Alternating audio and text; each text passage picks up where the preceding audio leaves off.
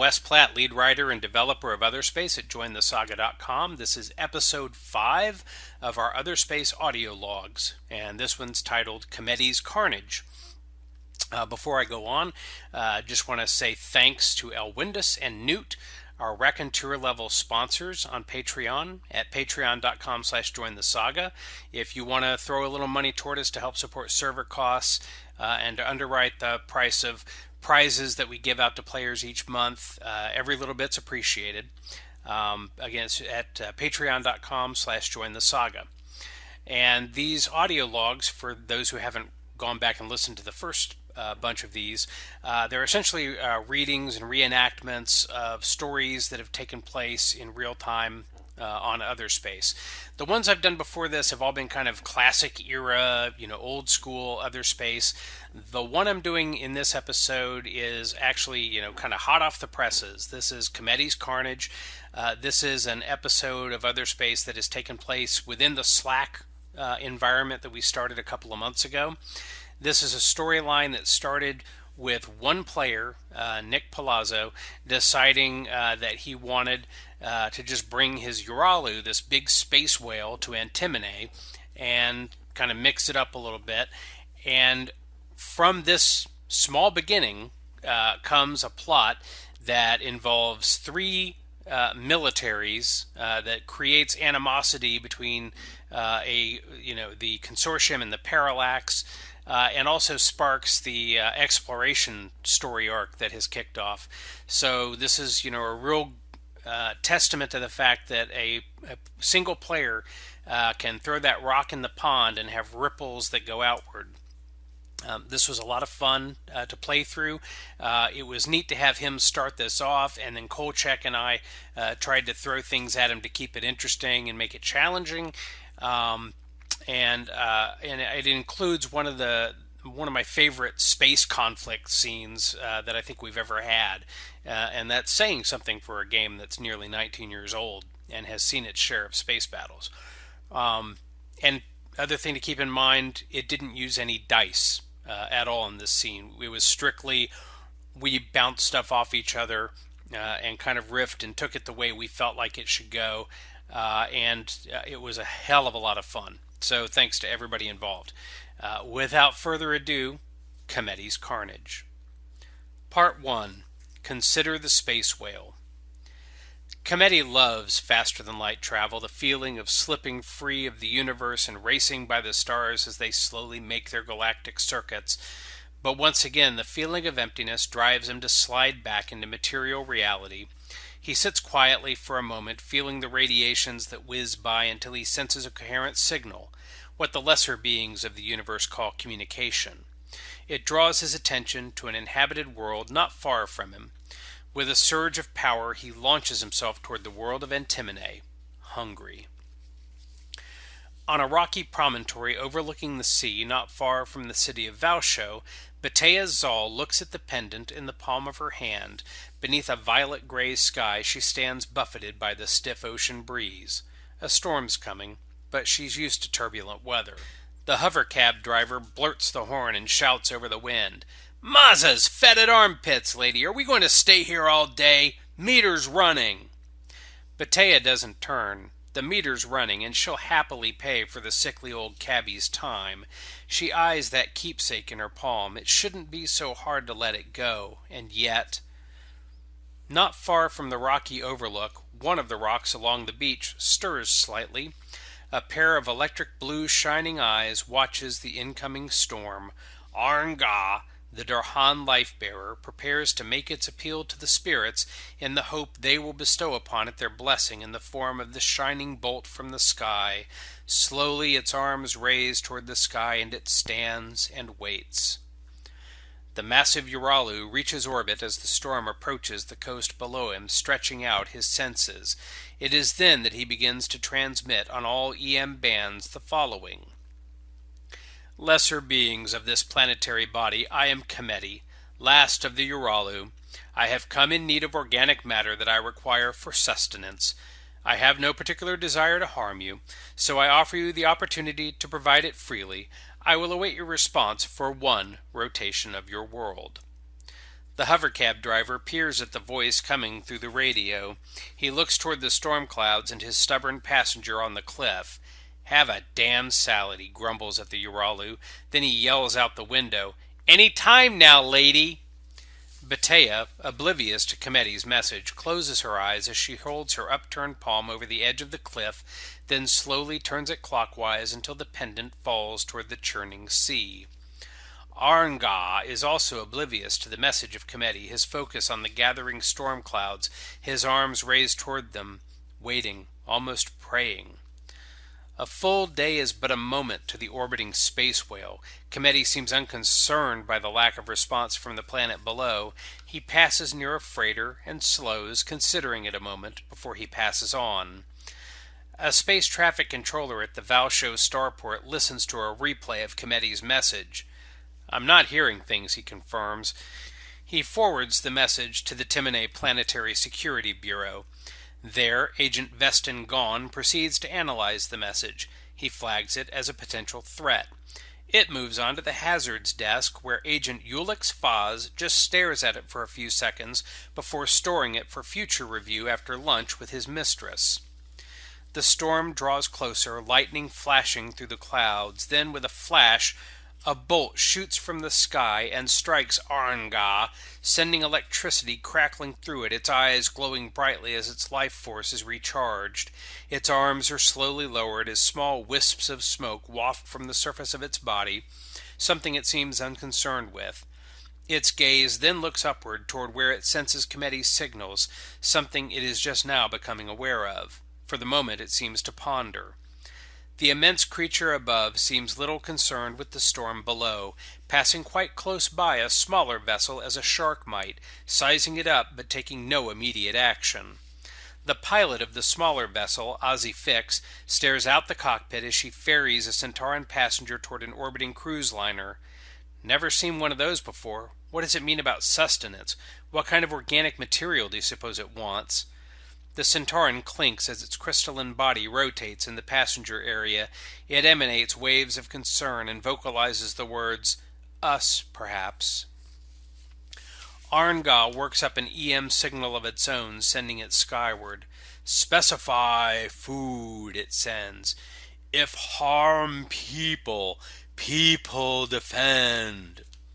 The great Uralu slows its orbit decaying for a moment before it moves to synchronize its position with that of the Durhan. "I require organic materials," he sends back. "What kind they are and whether or not they believe themselves to be sentient is of no concern to me. I must feed." Ozzy watches the sensors as the Leviathan slows. Something got the great beast's attention, might as well take advantage. She picks up velocity toward the Starliner Avondale, speaking into the comms. "This is the Pedigree Silver seeking approach vector and berth assignment on the Avondale."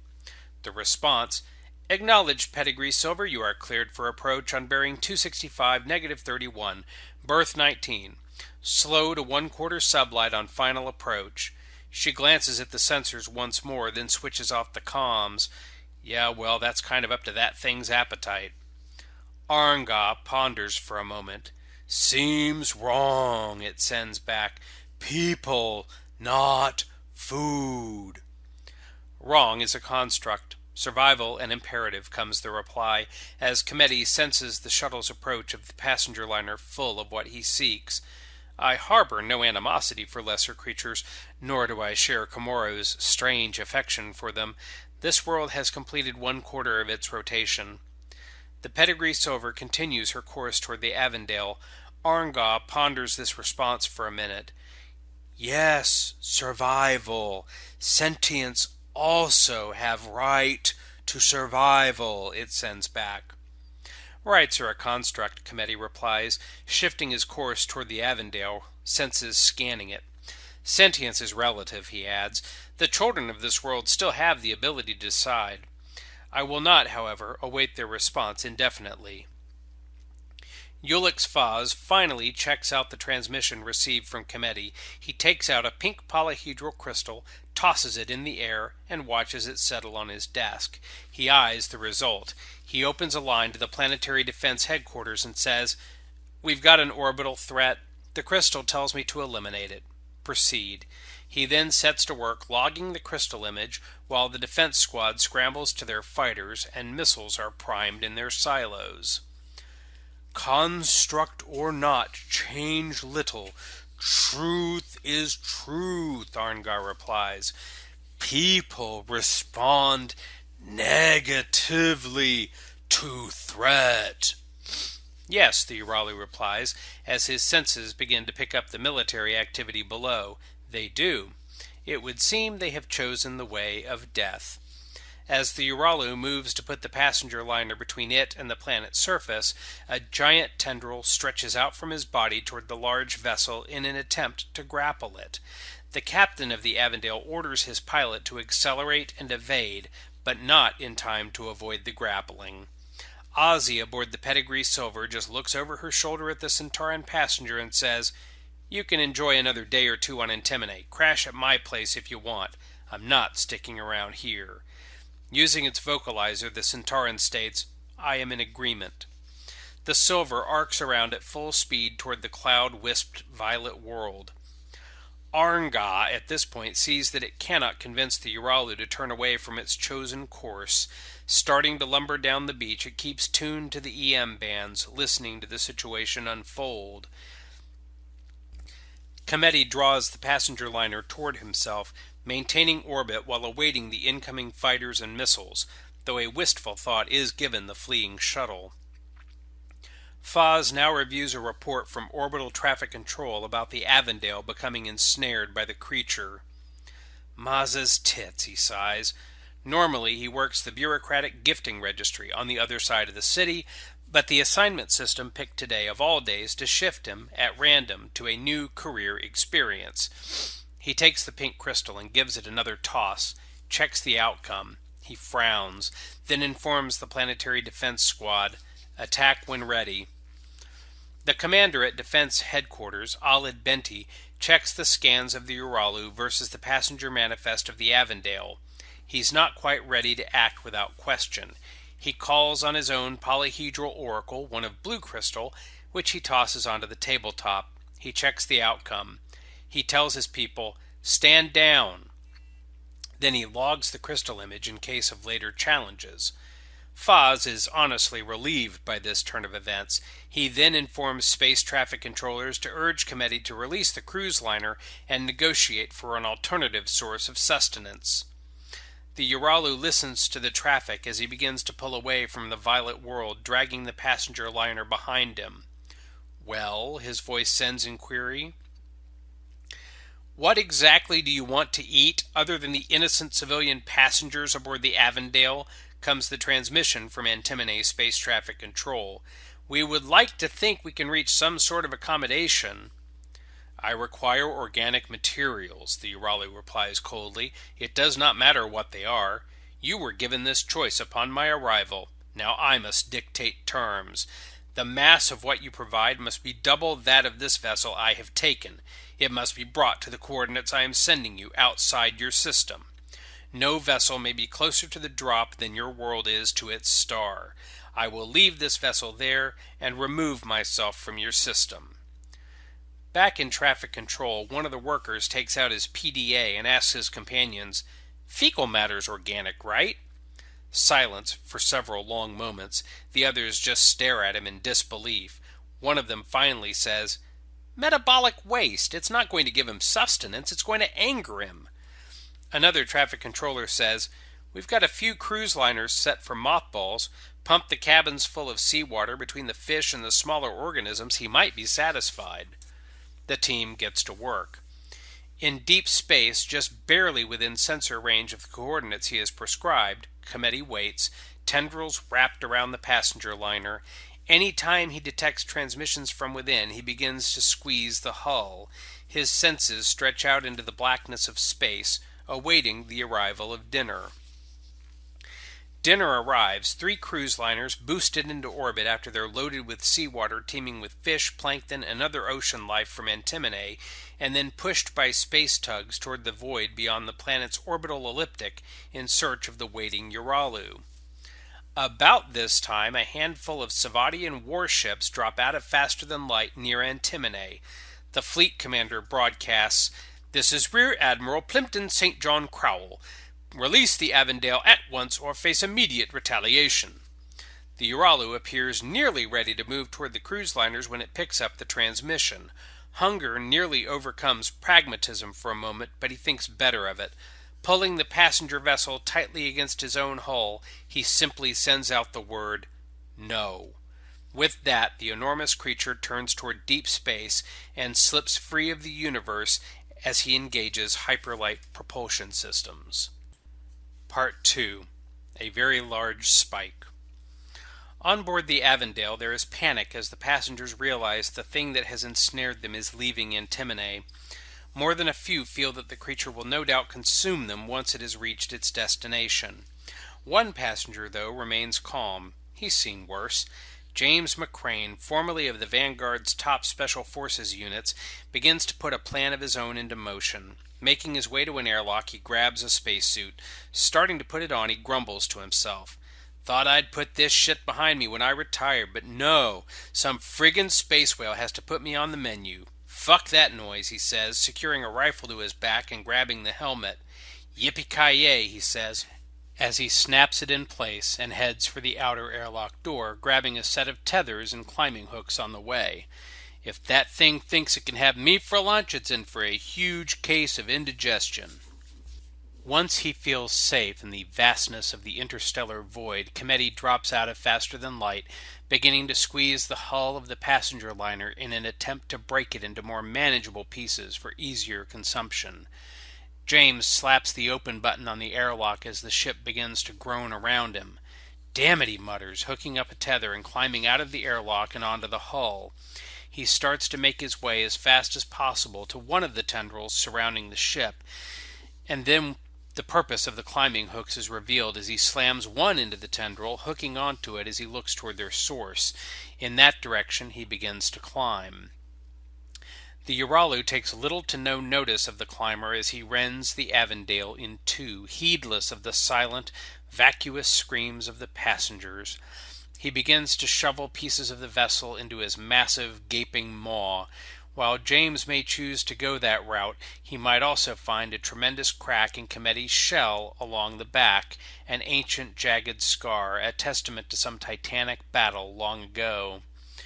James watches as the liner is ripped in half, shaking his head inside his helmet. He then looks back toward Kemetti. "That tears it, you son of a bitch!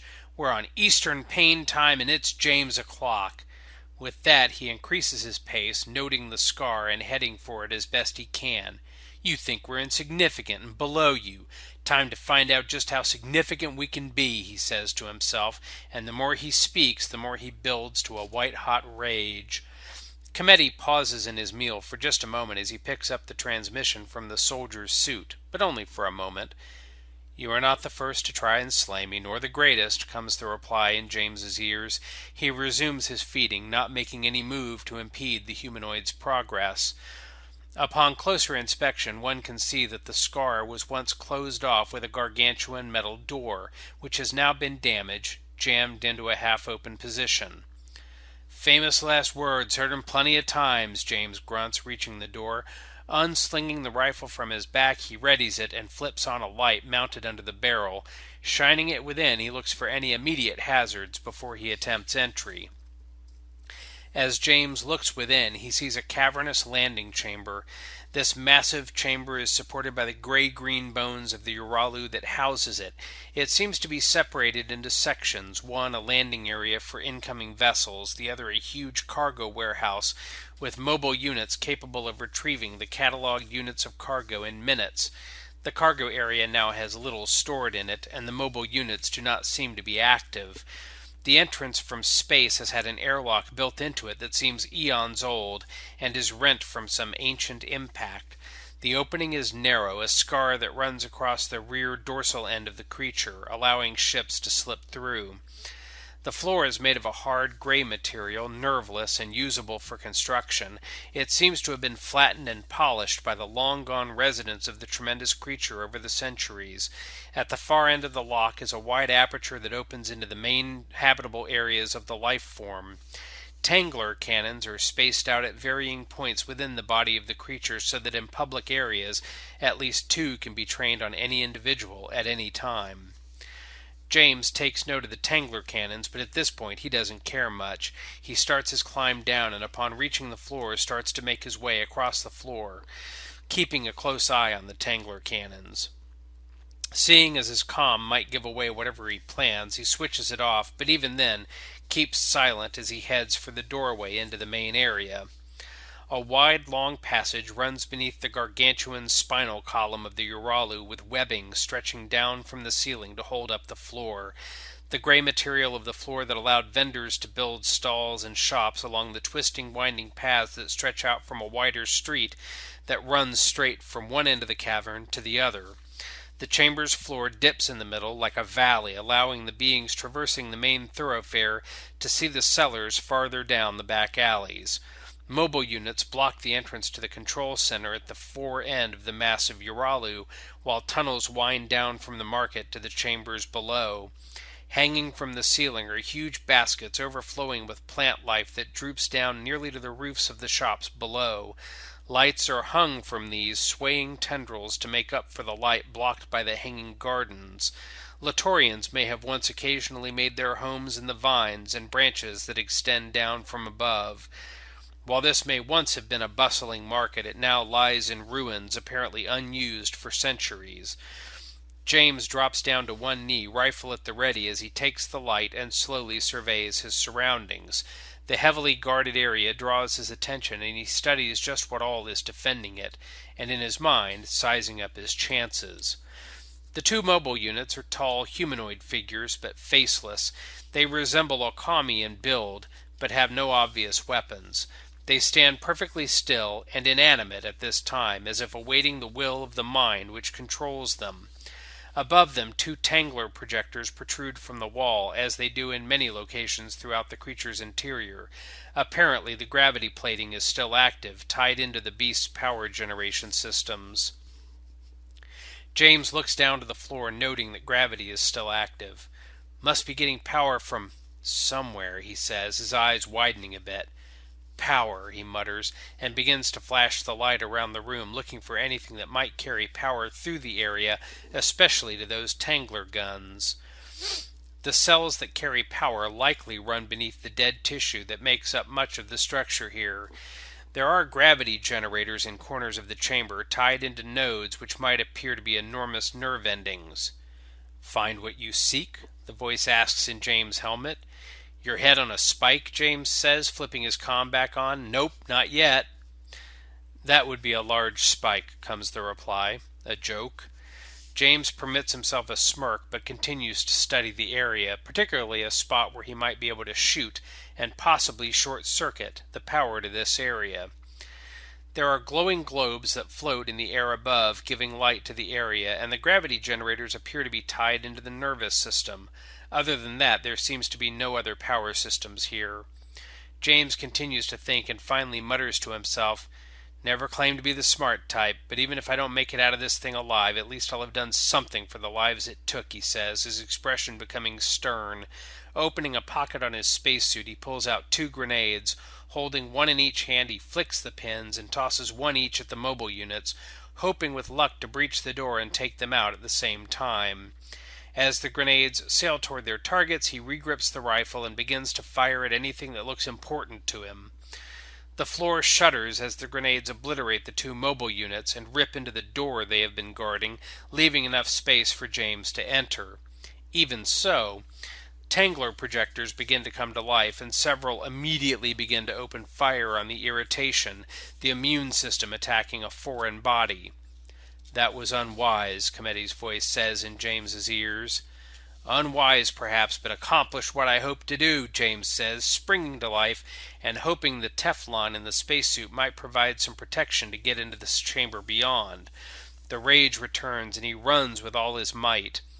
Some of the Tangler material does slide off, and James does make it past the door, but there are Tangler cannons within as well, so James winds up running into a face full of webs that restrains him just within the doorway.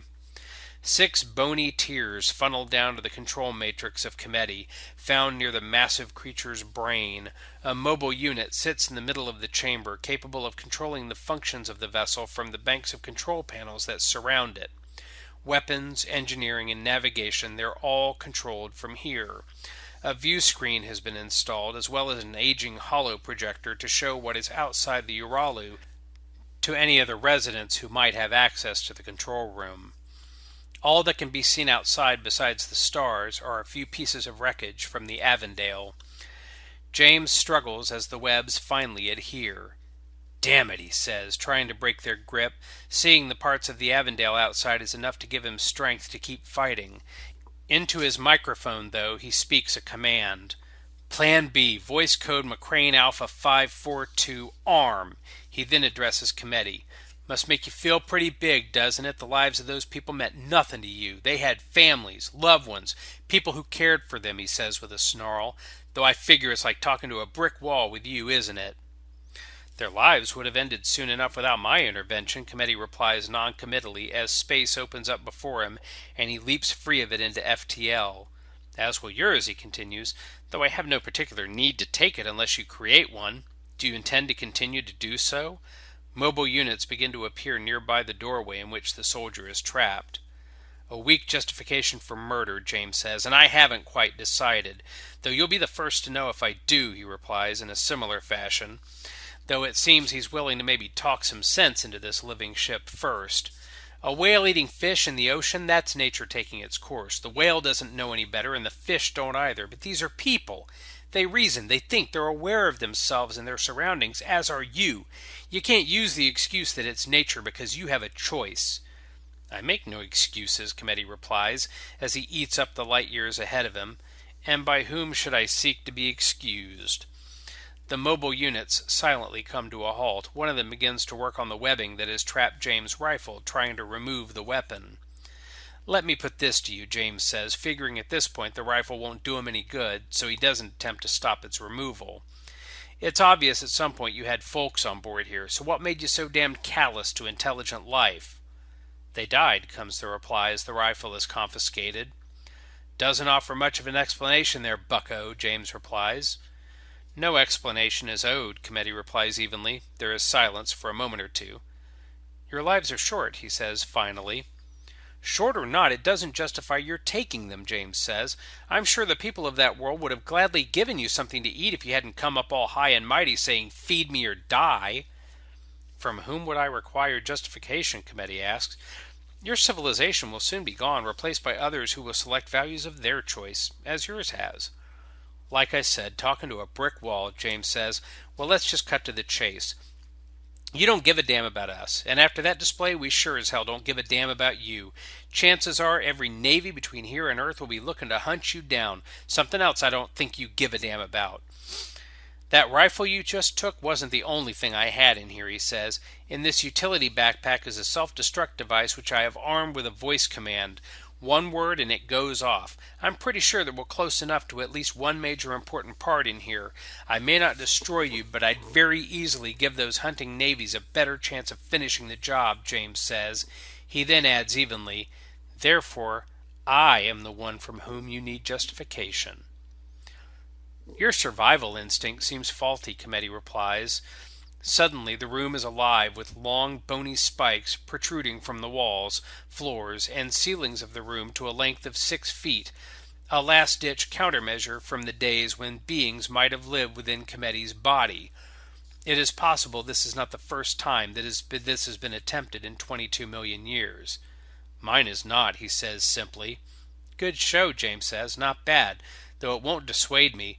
Those might stop it, or they might not. Hell, the radiation alone might give you the indigestion I set out to give," he says. "As for survival instinct, I'm pretty sure that's one thing you and I have in common at least. We've lived long enough, seen enough, we just don't give a damn about anything.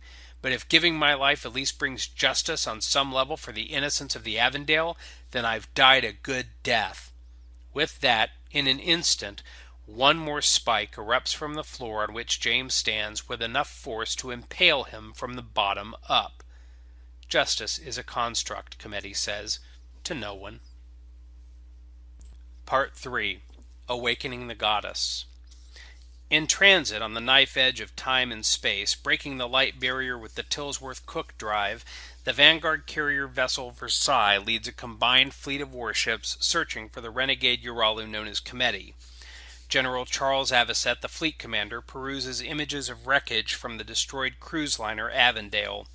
Thousands of people looking forward to a relaxing getaway, snuffed out in moments by the whim of this great beast. A fighter on patrol finds a trail similar to the one that led the fleet here. It is an FTL trace leading to the fringe, possibly Ungsteer. Nest, this is Fledgling 6, reports the pilot aboard the Stinger fighter that's running point for the Versailles. My sensors show a palladium burst residue trail aimed roughly toward Ungsteer. The general orders the navigator to plot a transit solution. In 10 minutes, the drive should be powered up for another jump. Fledgling 6 is ordered back to the Nest. In the outer reaches of Ungsteer's system and far orbit of its sun, Kemetti keeps his sensors active, looking for any stray vessels that might venture too far from the established shipping lanes. Once Fledgling 6 is back aboard Versailles, the combined battle group makes the jump toward Ungsteer. Avocet orders a message broadcast on all subspace frequencies. Denizens of Ungsteer, this is General Charles Avocet of the Stellar Consortium. I have reason to believe the creature that destroyed the cruise liner Avondale may be in your region soon. Take all necessary precautions. Kemetti picks up the transmission and immediately begins to move further away from the system, watching as most traffic scatters to safe berths. He begins to consider his options before deciding upon a destination. Moments later, he wheels around and leaps into FTL toward the line of pain. Sometime later, the combined fleet drops to sublight in the Perseverance star system where the remnants of Ungsteer orbit. Immediately, fighters spill from the Versailles and start their picket routes in search of Kemetti. Nothing immediately shows on sensors, so the patrolling ships start scanning for palladium bursts. The patrols eventually come across Kemetti's trail far away from Perseverance, and it seems to make a beeline for parallax space. That's interesting, observes General Avocet as he reviews the latest trajectory projections for the creature. Very interesting. He prepares another message for transmission to Nalhome on an encrypted diplomatic channel. This is General Charles Avocet of the Consortium starship Versailles. We are tracking a violent sentient starship that destroyed a cruise liner near Antimone. Our evidence suggests the creature is now en route to parallax territory. I trust this may not meet with your approval. If you need our assistance, please advise. We have no intention of crossing the line of pain. Kemetti comes out of FTL at the line of pain and begins to race along it, moving as quickly as possible from his palladium trail. A week is but a moment in the life of a Uralu, and he seems quite content from his last meal. The Clawed Fist Fleet responds to the warning from the Consortium, dispatching a dozen warships, including a carrier, toward the line of pain. Just outside parallax space, on the edge of the border net, Kemetti continues his rapid, though sublight journey along the line of pain, heading in the general direction of the ancient expanse. He dodges through wrecked ships with surprising agility as he uses the line not unlike a fox might use a river to mask evidence of his passing.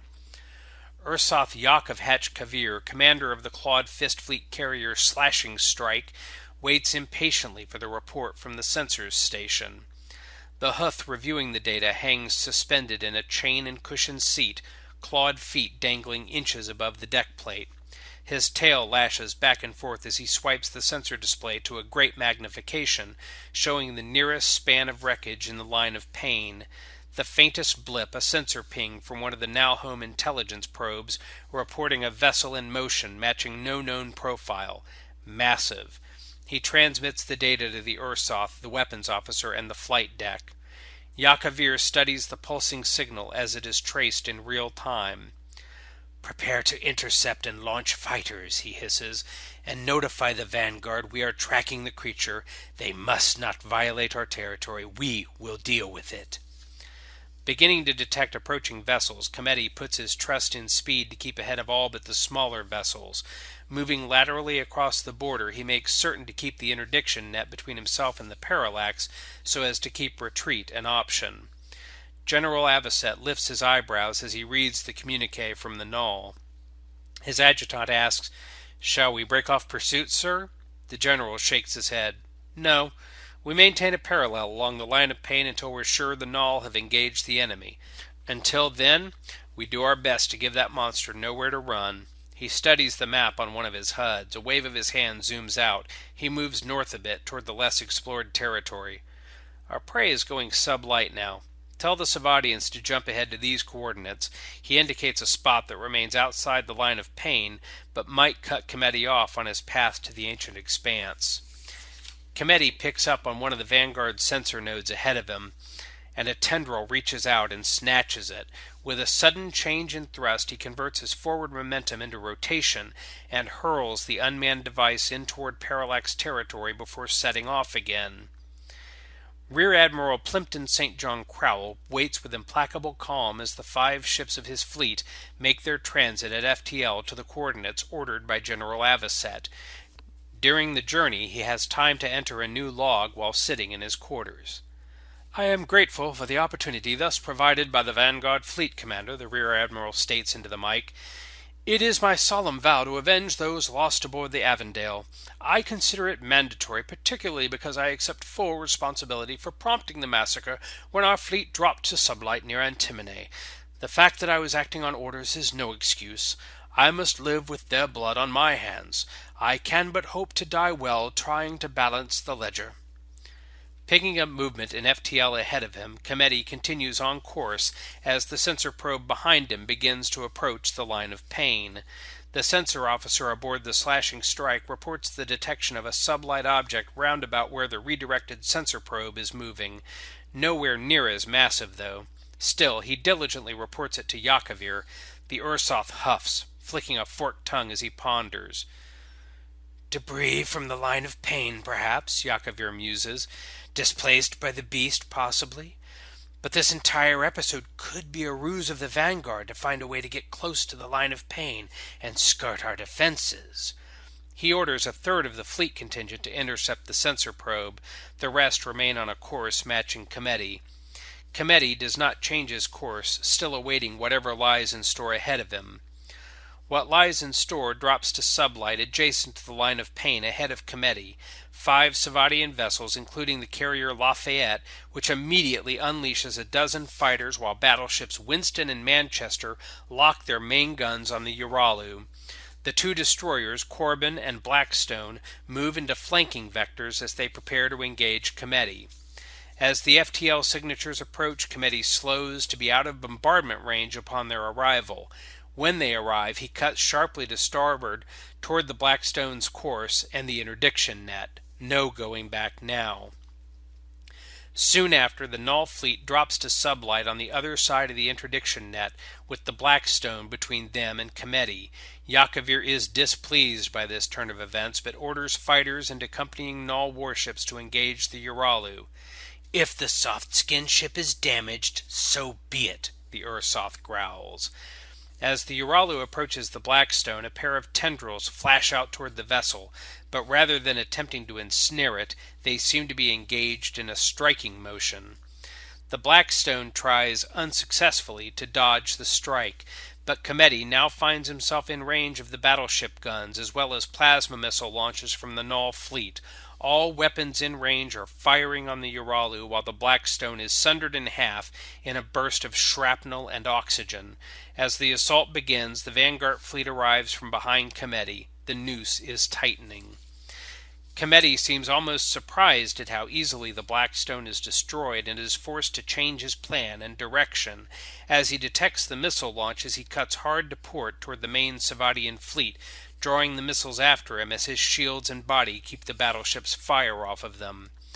As Kemetti maneuvers, he also faces the onslaught of fighter swarms from 3 militaries as the Vanguard joins the fight along the line of pain. It is a situation fraught with danger as Null ships, Savadians, and Vanguard find themselves launching salvos at the Uralu with little concern about the crossfire. Missiles, railguns, pulse cannons. The void is suddenly a chaotic miasma of destructive energy and projectiles. The Uralu leads those few missiles toward the main Savadian force, but Kemetti himself is the hub of a wheel of destruction, and while most of those blasts are going to find their target, not just a few are catching allies and Cold War enemies alike in the crossfire. "Damn it," Avocet mutters as he watches the threat-board HUD swarming with bloody fireflies and blossoming spirals. Even after that beast's down, the Null are going to have their blood up. Born in the vastness of space, Kemetti is in his element, with no need for cold metal between him and the space around him. His shields begin to fail as he leaves the edge of the interdiction net, however, and it seems that he may be unable to draw the fight into the midst of the Savadian fleet in time. He has yet one more ploy open to him. With a strain of effort and thrust, he pulls up, taking a course parallel to the galactic axis, where none of the fleets have moved. Once there are but a few fighters between him and open space, he engages his FTL propulsion. He might take a deal of damage on the way out, but the fleets below him might find themselves otherwise occupied. "Oh no, you don't!" Rear Admiral Plimpton St. John Crowell proclaims as he spies Kemetti's escape maneuver. He stands at his command station and shouts, "Ramming trajectory ahead full!" He aims to put the nose of the Savadian carrier through the sentient starship's belly. Meanwhile, the Vanguard and Clawed Fist fighters continue to harry the Uralu, peppering it with blasts and occasionally slamming into each other. "Jesus wept," Avocet says as he sees the Savadian commander's maneuver. "Someone took the Avondale personally." He then orders all weapons to open fire. "Empty the magazines! Take that monster out!" Spewing fluids from tears in his hull, the Uralu has no time to await the arrival of the carrier from the rear line. He takes a fighter or two in the face, but it is better than a carrier in the chest. It isn't pretty, and it isn't fun, but the immense creature slips out of the universe, clawing for velocity. The Savadian Rear Admiral watches, powerless, as his wounded quarry slips away.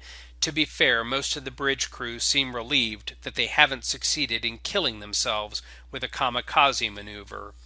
St. John Crowell, on the other hand, looks gaunt and broken. Still, he smooths the front of his uniform jacket, tugs at the lower hem, and then transfers the con to his second-in-command before retiring to his office adjacent to the bridge. He sits in the chair at his desk, pulls a slug thrower from the drawer, puts the barrel to his temple, and pulls the trigger. Blood, brains, and hair splatter the rectangular porthole behind him. "Break off," Avocet yells, a command relayed to the fleet. "It's over. Fledglings, back to the nest." As the consortium forces tear away from the battleground, leaving wreckage from two empires and bits and pieces of Kemetti, Yaakovir observes from the bridge of the slashing strike. His jaw falls open, hissing in amusement. "The goddess slumbers no longer," he whispers. "Send word to the Vox. Consortium forces violated the line of pain and engaged our glorious warriors in their attempt to destroy that ridiculous creature.